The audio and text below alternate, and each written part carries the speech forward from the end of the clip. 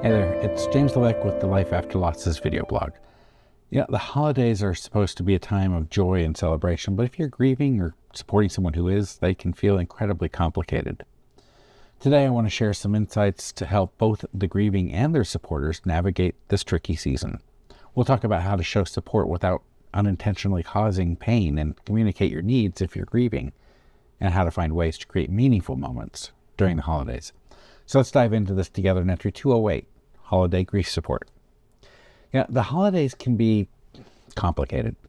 They're supposed to be a time of joy and celebration, but when grief enters the picture, everything changes. Festive songs, cheerful gatherings, and cherished traditions can suddenly feel overwhelming. And for those wanting to help, it's hard to know the right thing to say or do without accidentally causing more pain. So let's talk about it. How can you support someone grieving during the holidays? And if you're the one grieving, how can you navigate this season in a way that feels manageable and true to you? For supporters, skip the triggering questions. Asking what are your holiday plans might seem like small talk, but for someone grieving, it can feel like a spotlight on a wound they'd rather not expose. This could be their first holiday without their loved one, or maybe they're barely holding it together. Instead of questions that could unintentionally hurt, try open-ended statements like, I know the holidays can be tough. I'm thinking about you. I'm here if you need me or to talk and sit quietly. If there's anything I can do to help, let me know. Don't worry about finding the perfect words. Showing that you care without putting pressure on them to respond or explain is enough. And actions speak louder than words. Some of the most meaningful gestures don't require words at all. Dropping off a meal, helping with errands, or sending a handwritten note can go a long way. Instead of the vague, let me know if you need anything, try something specific. I'd love to bring dinner over next week. Does Tuesday work? Can I help you with shopping or decorations this year? Would you like some company this weekend? I can bring coffee and just hang out. Thoughtful actions show that you're there for them without making them ask. And for the grieving, communicate your needs.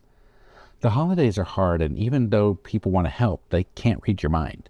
Speaking up about what you need when you're ready can take some of the guesswork out of it. Here are ways to express your needs in a way that feels empowering. If you need space, thank you for checking in, but I need some quiet time right now. I'll reach out when I'm ready. If you're overwhelmed by invitations, I really appreciate the invite, but I need a quieter holiday this year. Let's catch up another time. If you need acknowledgement, it would mean a lot to me if we could take a moment to light a candle or share a memory of my loved one. If you need help, I could really use some support with a specific task. Would you be able to help me this week?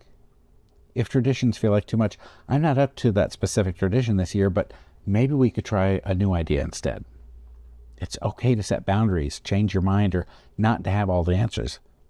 Taking care of yourself is necessary. It's not selfish. Create some new traditions. The holidays may never feel the same after a loss, and that's okay. Instead of forcing old traditions, consider creating new ones that honor your loved one in a way that feels meaningful to you now. Light a candle in their memory. Hang an ornament in their honor. Volunteer for a cause they cared about. These small acts can help you feel connected to their memory while allowing you to adapt to the season in a manageable way. The holidays are a challenging time for anyone dealing with grief, but compassion and honesty can make a big difference. If you're grieving, give yourself permission to feel what you feel, to set boundaries, and to lean on others when you need to.